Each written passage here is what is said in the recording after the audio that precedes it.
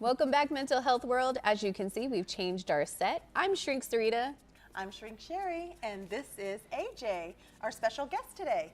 Hi, I am the Youth Services Manager at the Gay and Lesbian Community Center of Southern Nevada.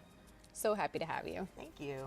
Thank you for joining us. Absolutely. This is so wonderful. It's awesome to be here. So we have a few questions about the center, about everything that really has to do with the center. Cool. So first off, what is the center, and what do you do for the community? So we're the Gay and Lesbian Community Center, and we've been in town for over 25 years now. Wow. And 25 years? Yeah. Really? Yeah. Wow. And That's so exciting. we started out in a dentist's office, and for the longest time we were over off of Sahara in the commercial center. Oh, I know where that is. Yep. Yep. And we've been here for a little over 5 years on Maryland Parkway. So Amazing. Nice. And it's beautiful. It We'll is. get you the whole show. And Yes. the whole Yeah, we'll place. give you a tour. It is Yeah. beautiful. It is beautiful. Okay, so what kind of service do you offer, and is there a fee for the services you offer? So most of our programs are free. We get, grant funding, and we ask for donations. So if anybody wants to donate to the center, that would really help us out so that we can continue to provide Absolutely. free funding or free programs to everybody. We have our youth services, senior services, HIV services, so we do free testing and linkage to care.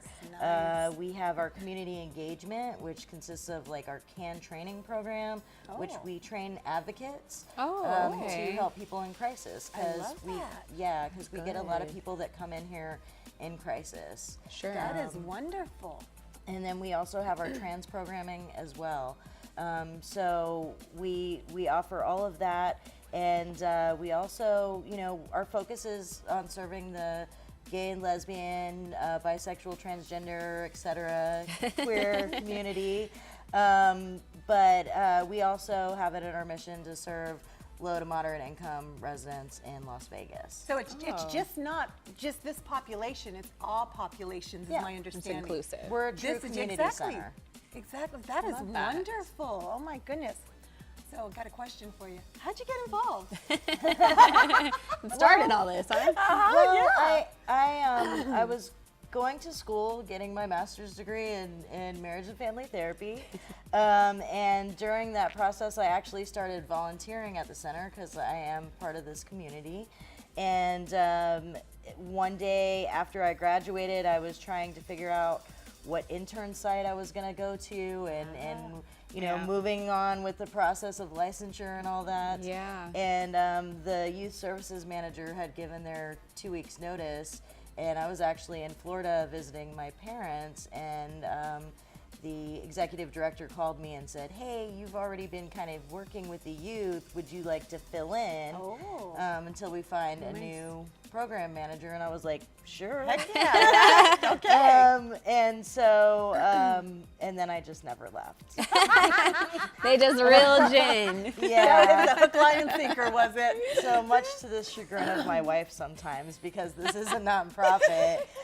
So I could probably be making more money as a therapist and actually, doing that job that I went to school for. But because we do have a lot of people that come in There's a crisis, need. especially with youth, Very much my training does help a That's lot. good. So That's good. Good stuff. I get to still use my skills Exactly. Yeah. pretty often. Yeah, So. that's good Awesome. stuff. Good stuff. So you just talked about that you went to school for your master's program in therapy. Mm-hmm. Are you a clinician though? No, I'm No. not. I'm not licensed. So because of the process that I went through of getting the job here, I just never went through that. Just didn't go the rest of the way. Yeah, and I keep, everybody keeps telling me, you got to get licensed, and so there's been several times where I've met with people to possibly get a primary supervisor, and I think the board has all my money and documentation. That's a possibility. They're holding it hostage. I just, need to just sign that paperwork and get it done. But Move through it. there's so much that goes on here, and part of people that work in the nonprofit world will understand this. But we wear several hats. And so even So though, Very much you know, so. the job is 40 hours a week, sometimes that can turn into a lot more. A little Yeah. bit more than 40, doesn't it? Depends on what's going on, I'm Especially sure. like she says with the crisis and everything. I'm sure a lot Yeah, more. so sometimes you can be going about your day, getting your stuff done, and then somebody comes in and you have to drop everything, and it could be the whole rest of the day, it could be an hour, it could be 15 minutes, so you never really know. Yeah, exactly. So you went to school, you're putting the other stuff off on hold. What did you go to school for? What degree? Marriage and family therapy. Okay, marriage and family therapy. Yep. All right. Of course, you know what I am. I know. I was waiting. But we always have social workers, so it's nice to have two MFTs. Yeah, it is. Okay, so what is your opinion about the importance of mental health in the LGBTQ community? It's very important and critical, and you know, when we talk about mental health in general, there's still a lot of stigma around mental health and things that have been portrayed in the media for so long about Absolutely. you know, well, am I supposed to lay on the couch or what's going to happen Do here? I You know, woosah? well, if you What are we doing? If you feel more comfortable that way, but that's not really Yeah. what we're doing here. Right, So, 100%. I think people feel like it's inaccessible to them sometimes. There's also, in particular with this community, there's been a lot of stigma associated with mental health in a different way. So there's been things like conversion therapy or Heard about reparative that. therapy. Yeah. And so that is when, you know, somebody wants to be cured.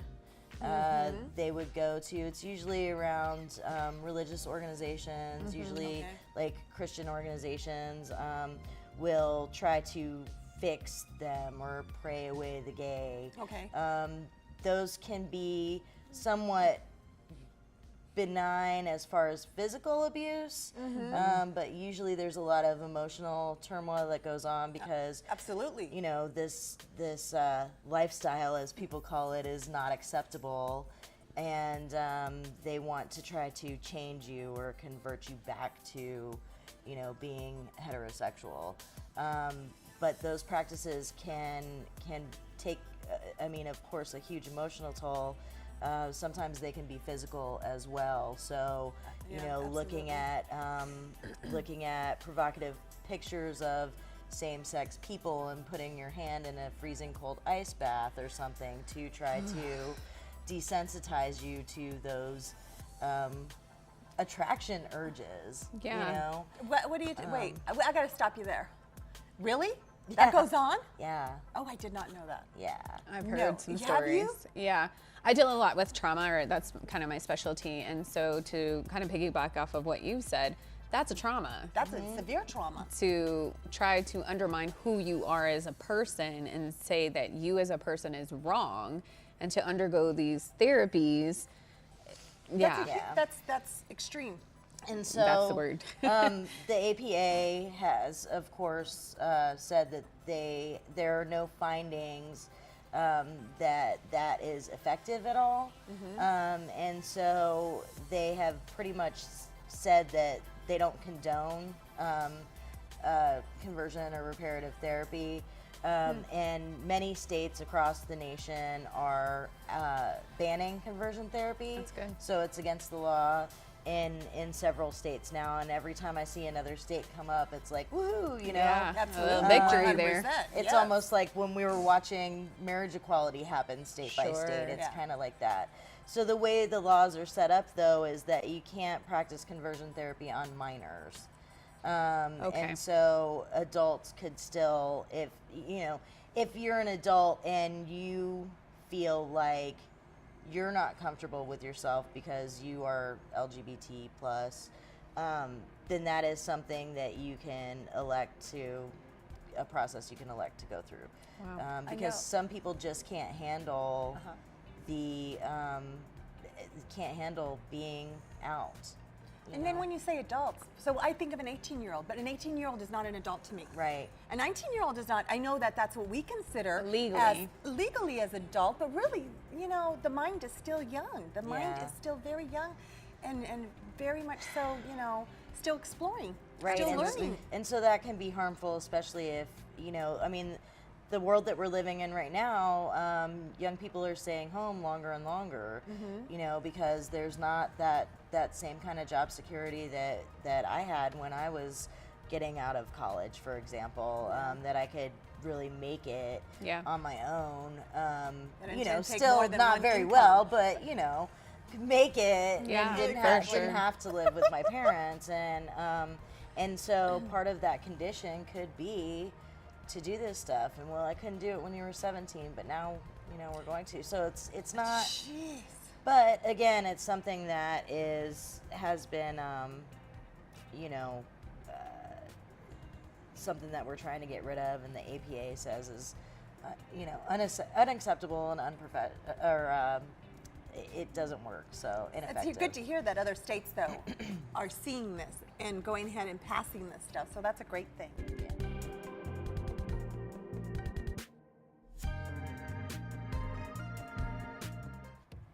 So AJ, you were mentioning the APA, which is the American Psychological Association, and they are the board or the group of individuals that's responsible for our DSM, which for therapists is like our holy diagnosing Bible. That's it. Exactly. That's the book. And since you were touching on conversion therapy, the reason that conversion therapy even was considered an intervention or a modality was because at one point the DSM, our diagnosing Bible, said that being homosexual was a disorder. So Sherry actually pulled up some facts for us. So what we pulled up was in '73, they voted to remove homosexuality from the DSM to replace it with sexual orientation disturbances. It wasn't until 1987 when they completely removed it from the DSM. I'm amazed. 87. That's a long time. 87. Right, and so that just shows you that kind of the same steps they were taking there is kind of what's happening now with gender identity. So gender identity disorder was taken out of the DSM in 2013, and then we still have gender dysphoria in there, which 6 years ago? isn't so controversial because that is something that actually does affect people. But it's kind of become this, the problem with it from my point of view is that it's kind of become this thing where if you're transgender, they're looking at gender dysphoria to be your diagnosis. Can you explain a little bit more about gender dysphoria? So gender dysphoria is when you have an image in your head of what you think that your body is supposed to look like, but then when you actually see yourself or think about yourself, you know that that's not congruent with how you feel. Okay. And so it can be one of those things that, can be very disruptive, and people do suffer with that, but in that, is something that you have to go through, but that's why it's so important and necessary for people to be able to transition, and whether that means like hormone therapy or getting something as simple as getting a binder so that you can flatten your appearance here, or simple things like that can make a huge difference to reduce that dysphoria, because it can be about how other people see you too. I hear people say stuff like, how come people don't see me as who I am? Aww. So That's sad. that's why, using people's proper pronouns or asking what their pronouns are if you're Very not much sure, can be so helpful. You have no idea how many times in my youth group kids come in and maybe their parent will come in with them, and the parent's like, this is Sally, she, and then when the parent leaves, I'll ask the person, so what name and pronouns do you like? Because in here, you can be who you are. And, they'll be like, this whole light comes up over their face, wow. and it's like, actually, it's Charlie and he, Yeah, and thanks for it's just this asking. whole thing that you can feel the whole energy shift, and just little things like that can ease you know, dysphoria The- and you know, feeling like the stress you don't from belong it all. to somebody. Yeah, and, the or connection, the just stress, sort the of- yeah. everything. And what's the difference between gender dysphoria and gender fluidity? Because I get sometimes people get those two things confused. Okay, so gender dysphoria is more about like how you're being affected Okay. by your gender identity. Gender fluidity is a gender identity, Gotcha. Got it. so it's completely So different. now you guys know the difference. That was, thank you. Asking Thank for those you. pronouns. All right, so I have one more question for you. What is the way to reach the youth who has been having problems gaining support regarding their gender or sexuality orientation? How can they get support? Yeah, what's the way that they can reach out? Oh, that they can reach out. So here, I mean, you This come is- to the this is center. one. That's Find right. a safe space. We have groups Tuesdays and Thursdays for young people from 4 to 7 p.m. I love right. that. Yeah. And there are other places in town that you can go to. It can be really difficult if you're living like in a rural area, for example. absolutely. And so that's where social media is kind of becoming an okay thing, because people can access and have access to chat rooms and reach out to other people for support and actually get information about like what's going on with them, you know, because a lot of times some of the people that are over 30 that I talk to will always tell me that they figured out who they were because of a talk show. Oh, Because they're like interesting. Really? had all, yeah, because they had all this stuff that they were feeling that there was nobody talks about this stuff unless you're in the community. If you're not in the community, you may wow. not know what all this stuff is, Yeah, right? absolutely. Especially if you come from like a sheltered existence. So, so people will be like, you know, one of my best friends is like, yeah, I was watching, I think it was Phil Donahue, back Good in the old Phil day, back in and the there day. were lesbians on Phil Donahue, and Oh she was my like, God. that's me, that's what I am. I identify. I didn't even know that was a thing. You could do that. That's you so know? neat. Yeah. That was a good feeling, I bet, for her, huh? Yeah, For sure. And that's Yay. why it's so cool that our language is expanding more and more and more, because Very much so. people get, you know, when you really try to break down all these letters or watch YouTube videos, things like that, people kind of break this stuff down, and then, you know, people can look at that and be like, oh, Oh, that's hey. it. That That's makes what's going on sense. with me. That's right. Now I feel like I have a connection to something and don't feel like I'm, like, you know, losing my mind or have Yeah. serious mental health concerns because I didn't know that this thing was a thing. Wow. You know? Wow. And speaking of that, just to piggyback again off of what you said, how do clinicians become more culturally competent when it comes to the LGBTQ community? So do research. Again, go to a trusted source. Like, you can get training at centers, and there's centers all over the nation. We are the only center in Southern Nevada, but there's another center up in Reno. Nice. There's even centers in different countries. We've visited the Wow. Paris Center when we were there. How neat. Yeah, and so they're all different. A lot of volunteer-run stuff at centers, but we kind of have our finger on the pulse of what's going on in the community, can makes help sense. people get access to resources. So if you do have a center near you, go check them out if you're just beginning. I didn't have those where I was, and I didn't know anybody, and so I ended up at a lesbian bar, and my bartender kind of became my therapist. So, Chris, if you see this, I love you. Shout out to Chris. That led to all of this. Right, exactly.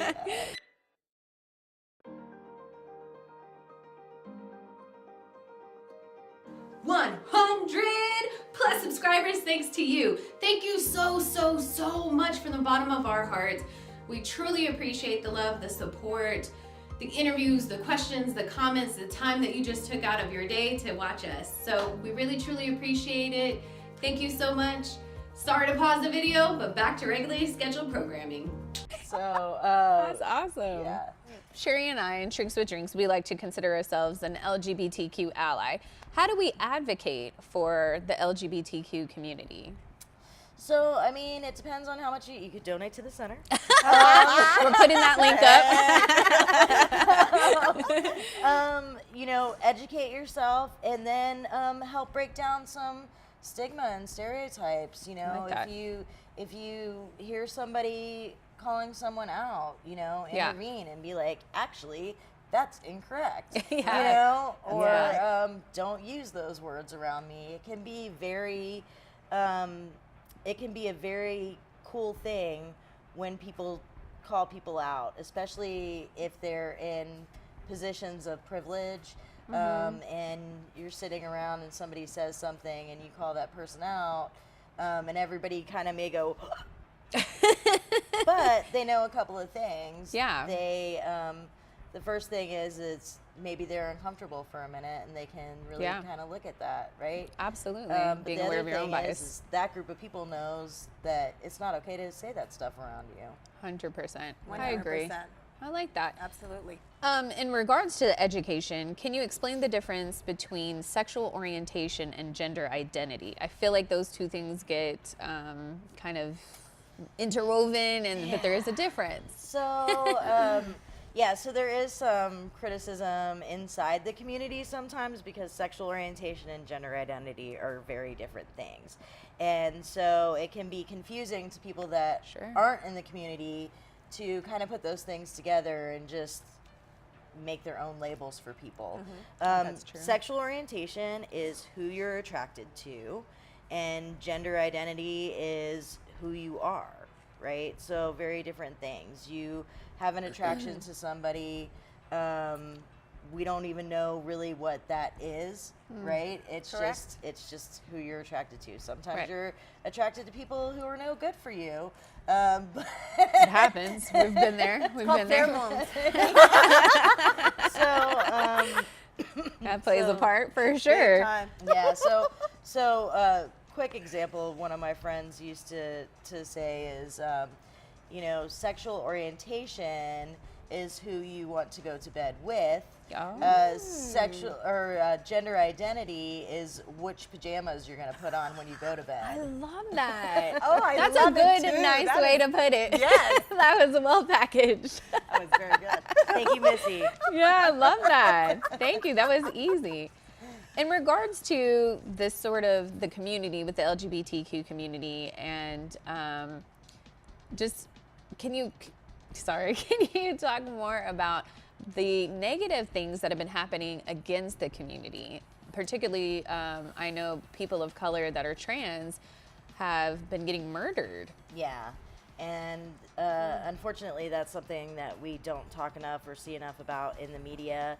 Very much so. You know, there was a lot of attention on Jussie Smollett that was attacked, and you know, the media attention around that. Can you go into a little bit more detail? He was the Empire actor.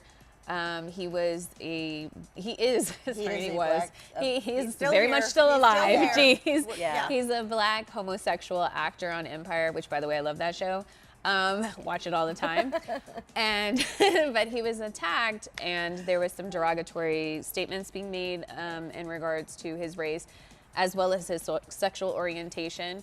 They also poured some sort of chemical substance on him and put a wire or rope, something around his neck. Like a noose. Right, like a noose around his neck.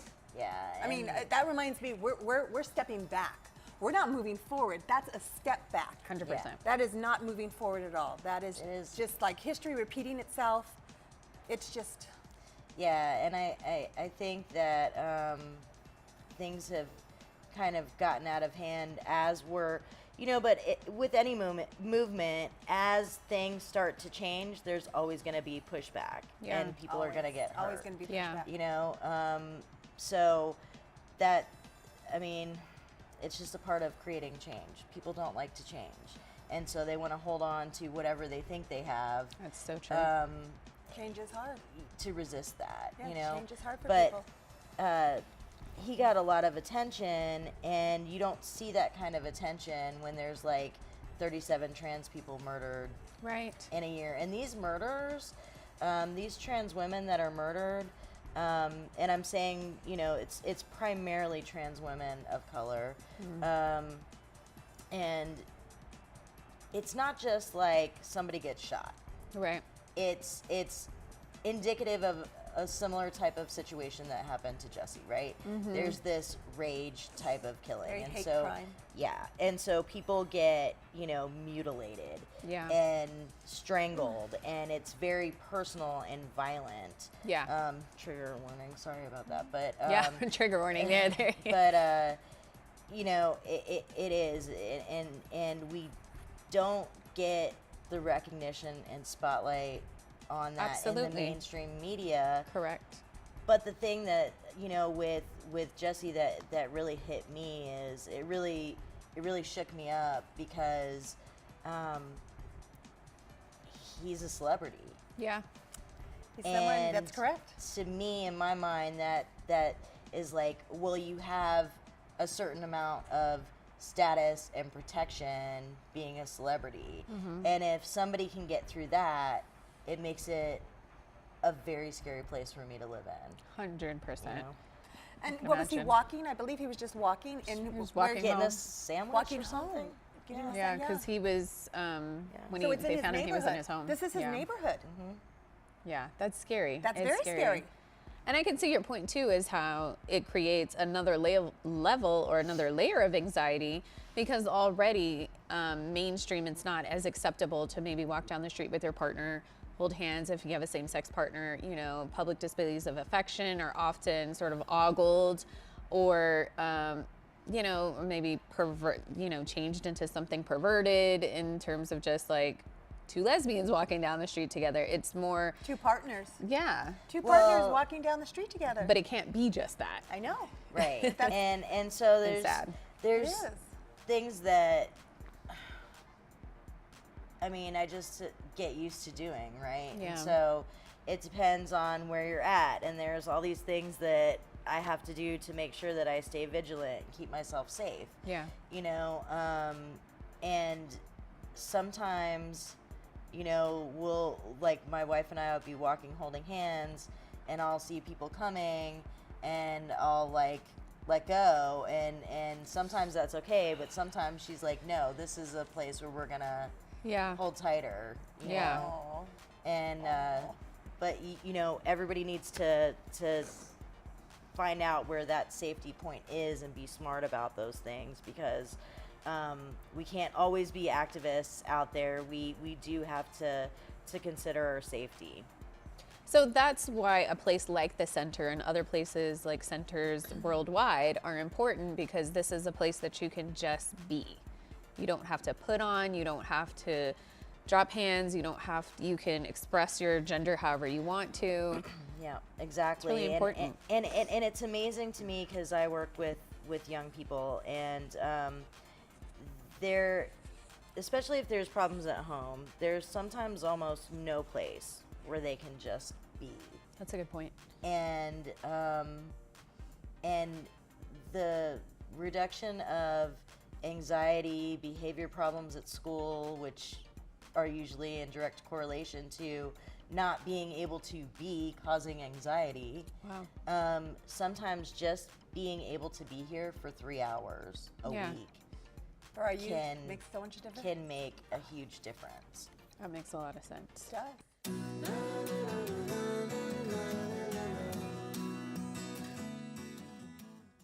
So you've taught us so much. If you could leave us with a little LGBT history fact, maybe.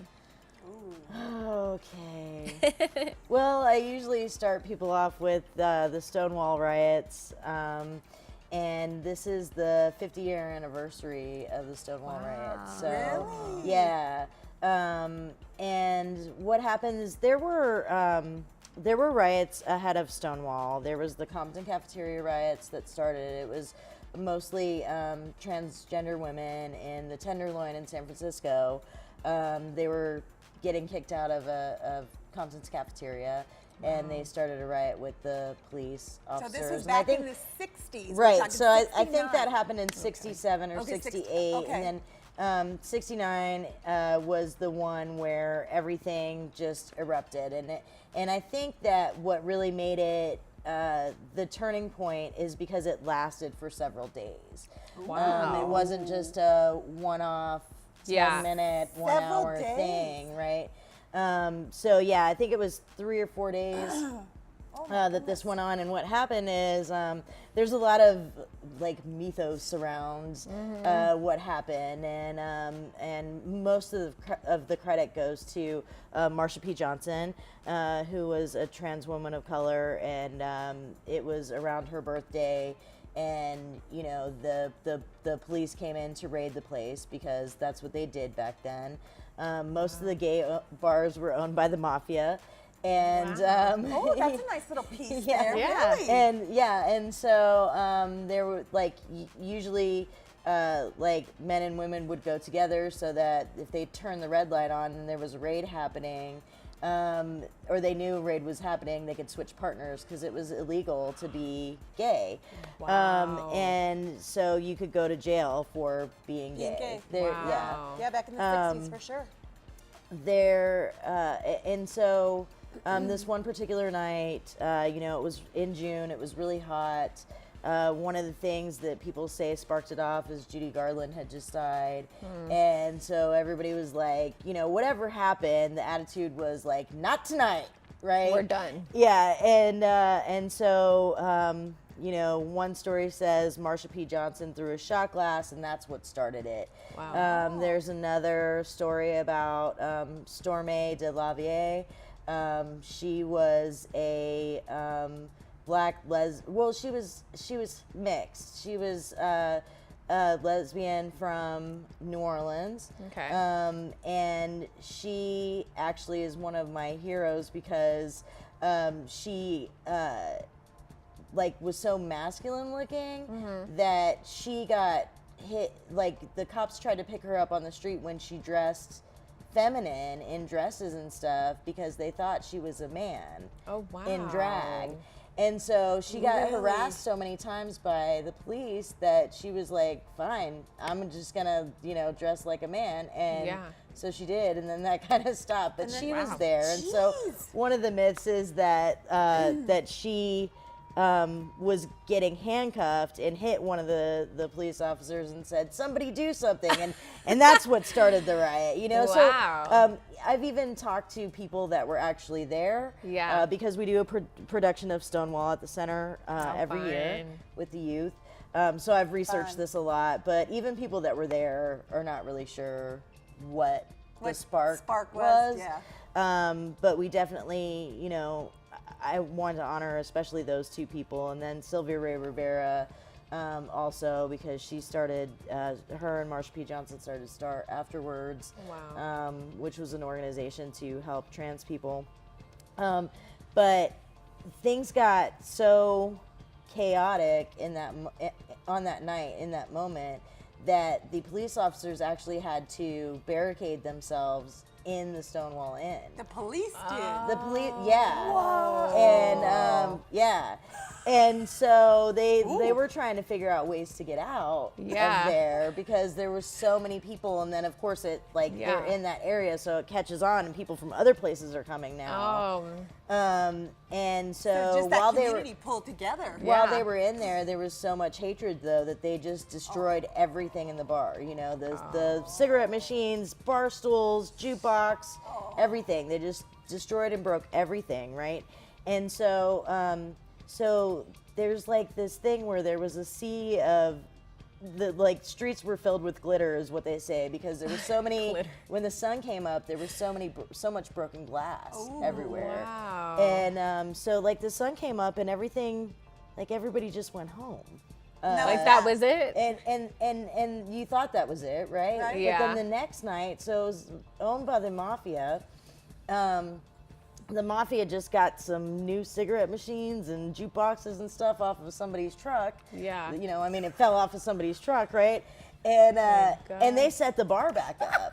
Oh. And then Do it again. and then We need to get the you guys queer keep people coming. were Come on, like, let's go. we're going back to our bar. Yeah. Like, we're not going to take this. Like and that. so then the officers showed up again, and they knew the streets, and so they were able to like go this way and go around the block and then come back around this way. Yeah.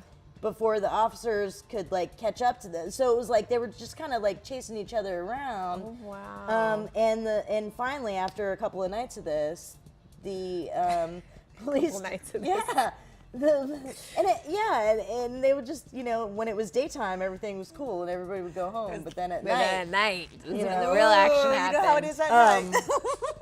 Wow. yeah, and so, but it was a turning point because we were not backing down anymore. Yeah. Enough is enough. Enough is enough. And so that's why most of the pride parades are in June. Not here. It's in October because it's too Yeah, hot. I wondered Yeah, it's that. too hot. Okay, because it's hot. I was like, yeah, I Even did in notice October, that. It's a little hot. Yeah. So June, you know, and it was actually a bisexual woman. Forgive me for not knowing her name. But she is the one who actually coined the term pride. She's like the mother of pride because Oh, I love that. helped set up the first pride parade. Awesome. Wow. That's wonderful. Yep. Shoot. Good And stuff. back then it was just gay pride. Mm-hmm. Like Yes. that was the thing, but that was the like inclusive term for everybody. Sure. And we didn't have the term transgender back then. So people that were trans were referring to themselves as transsexual, which is not a term that we use anymore. It is an old term, Very so old don't term. use Don't that. use Yes, But yeah. Wow. So That was how like all this It's a little stuff piece started, of right? history That was there. awesome. I love that. Because you know that was the era I was born, so you know. Oh, wow. Another fun fact from Sherry. But it was just, you know, it's a time when a whole bunch of civil rights actions were happening. Absolutely. And so this is how the LGBT civil rights fits into that history, and we never talk about it. So We thank you for don't. letting me talk about it a little bit. Absolutely. Great. That was awesome. Yeah. That was Well, good. thank you so much for being part of our show. We're going to take you guys on a little tour of the center. We will be sure to put up information to get in contact with the center as well as a list of resources because we definitely want to spread the word and advocate for all kinds of communities, especially the LGBTQ community. So thank you so much for your time, AJ. Thank you. Have This it- was great. Yeah. All right, bye, everybody. We'll see you guys next time. Bye. Hi, my name is AJ, and I want to welcome you to the center. Come on in. So welcome. This is our center, and we have a lot of resources here for people in need. And this is our front desk, which is mostly run by volunteers right now. And they are trained and they're awesome. They can help you out a lot. We have 5 main programs here. We have youth services, we have senior services, we have transgender services, we have HIV services, and our community engagement, which includes our CAN training, which is our advocacy. So we do all of that here, and this is where you come to get stuff that you need. We have condoms available in our condom closet. We're gonna have a cafe available for you. We have our lending library so you can come and check out books just like a regular library. And we have our computers here so that people in the community can have access to the internet if they need to find jobs or other things like that, help with resumes. They can come in here and use the computers for free. And so we're a community center for everybody.